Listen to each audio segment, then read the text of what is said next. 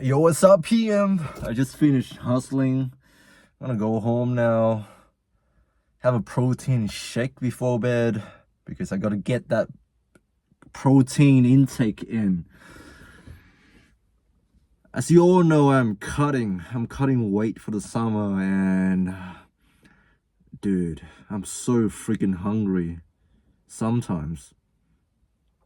You know, that inner fatty in me, the fat kid in me is hungry. I was overfed as a child, and I have good genetics for packing on adipose tissues because, as you all know, I'm a Vietnamese and I have that survivor genetics. We live in a war-torn, famine-ridden country, and so my ancestors, my grandparents, they're always starving. So the fittest of the fittest, they are the ones who can pack on the most amount of mass. And I mean fatty, adipose mass. Not muscle mass, fat mass. Those are the people that can survive in our climates. And those are the traits that I inherit from my ancestors. You know, we come from a country that is so plagued by famine and war. So yeah, that's me. That's the guy who has high blood cholesterol. I don't know why I'm saying this. I'm blaming it on my genetics for why I'm built like this. But anyways, I'm so freaking hungry and I gotta get my protein intake in because that's the thing I often neglect when I cut. When I cut weight, I generally just skip meals, and I need to get the ratio right. Like, you gotta have, you know, a certain amount of protein, certain amount of carbs and fats. I don't really track my food. I just skip meals. That's how I cut weight. That's probably not the best way, but that's the most effective way for me. So yeah, I'm hungry. I gotta take my protein. I've got to take my creatine.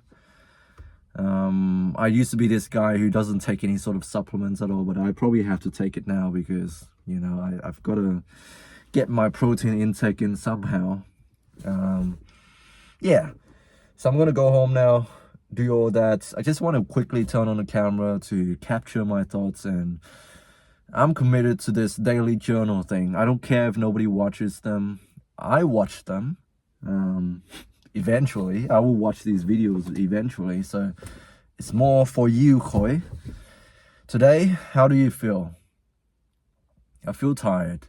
This morning I woke up, I took Bailey for a walk, and then I went swimming. And I have to say, my swimming has gotten better. You know how I talked before about this girl whom I used to date? She has now moved interstate, so I don't see her anymore. I don't talk to her ever since she moved. And I don't feel anything about her, but the thing that she got me into was swimming. And I just stopped swimming after I stopped seeing her, but now I picked it back up, and yeah, it's really beneficial for me. Not because of the cardiovascular effects. Yes, doing cardio is good for your health overall, but what it really helped me, and this is something that I've only noticed recently, was it allows me to focus on my breath. You know, because when you're swimming, you have to be hyper vigilant about your breath. If you don't take in enough air, you're gonna suffocate.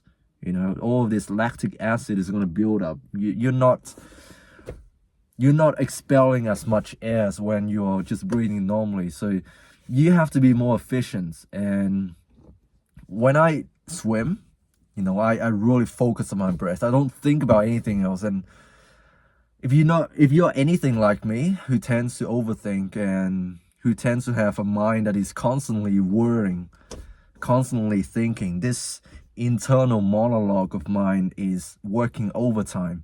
I reckon the voice inside my head is louder than anything. anyone could ever say to me. It's the voice inside my head that is dominating. You know, I could be talking to you. You could say something to me, but the voice inside my head will repeat what you said louder than what you're telling me. So for a guy like me, and for those of you who are similar to me, you can probably relate to this. You tend to, you wallow in your own thoughts.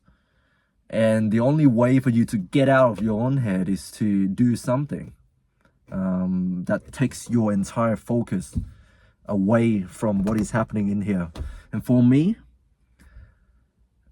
those scenarios involve life or death, such as, you got to take in a breath, otherwise you're going to suffocate, otherwise you're going to drown. And with swimming, it does that very thing, taking my mind away from my own thoughts and focusing it on the breath.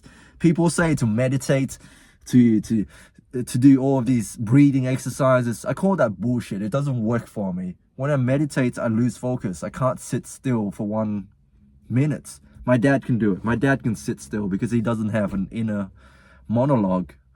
But for people who have inner monologues, it's very hard for you to focus on something such as your breath without your mind taking over. So, putting yourself in that situation where you have to focus on your breath, otherwise you're gonna breathe in water and die, suffocate.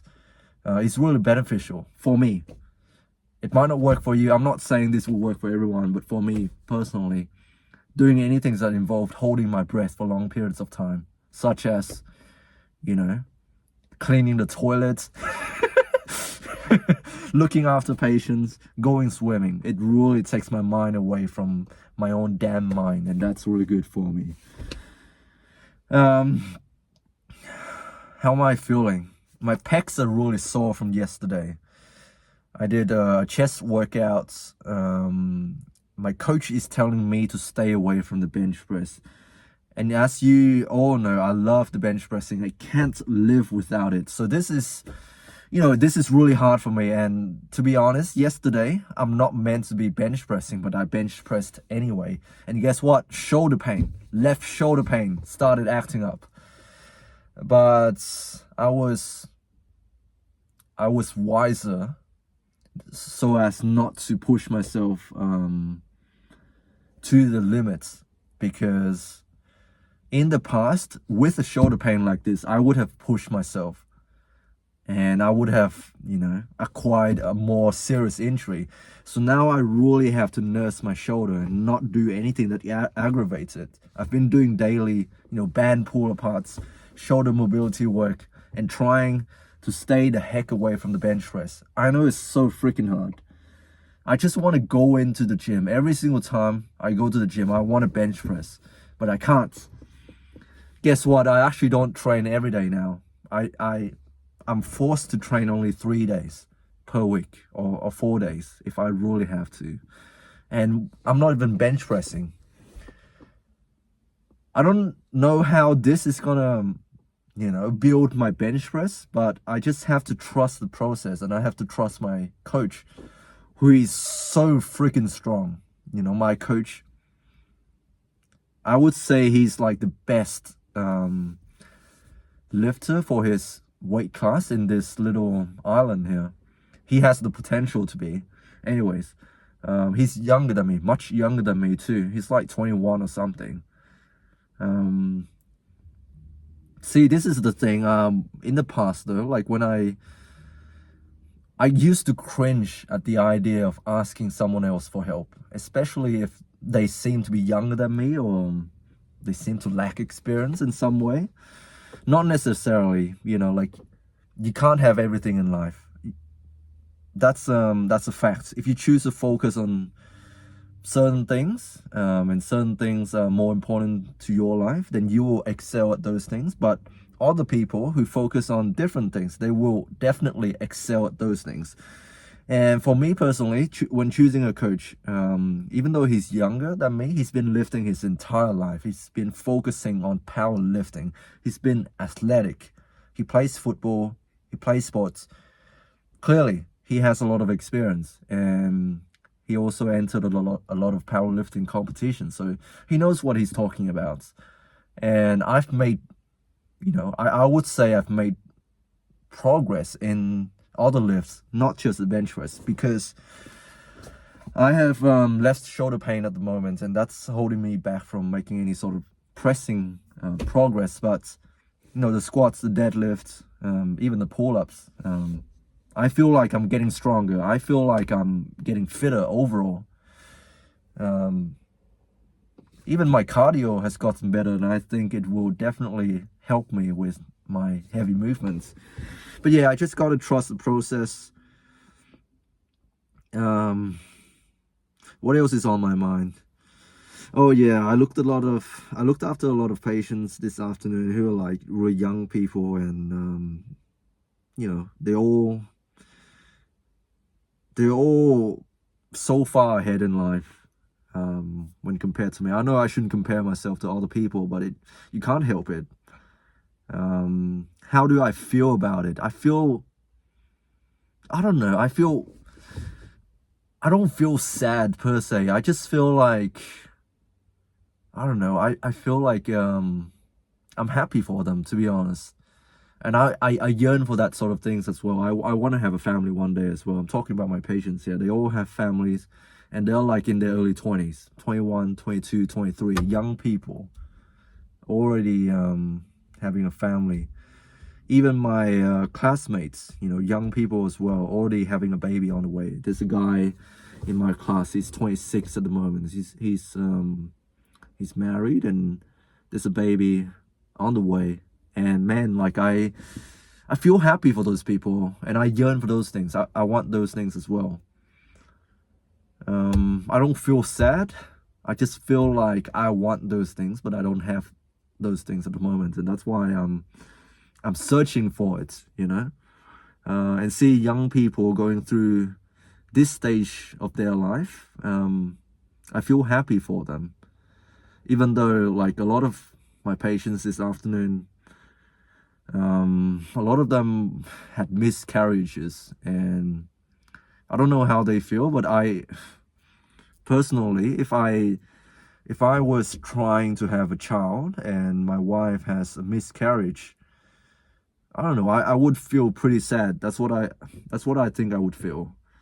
But yeah, I feel so blessed to be able to share these moments of their life with them, looking after them, helping them through this stage of their life.